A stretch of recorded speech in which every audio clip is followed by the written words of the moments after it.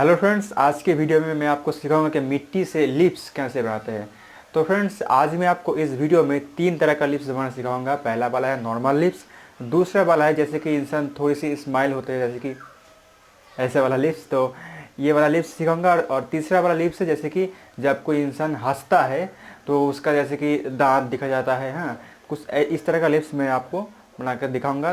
3 तरह का लिप्स, इसीलिए अगर आप लिप्स बनाना सीखना चाहते हैं तो इस वीडियो को पूरा लास्ट तक जरूर देखें, क्योंकि लिप्स बनाना बहुत ही इंपॉर्टेंट है। आप जब कोई मिट्टी से किसी का फेस बनाते हो या किसी का पोर्ट्रेट बनाते हो तब। ठीक है, तो फ्रेंड्स अब चलिए शुरू करते हैं हमारा ये लिप्स बनाना।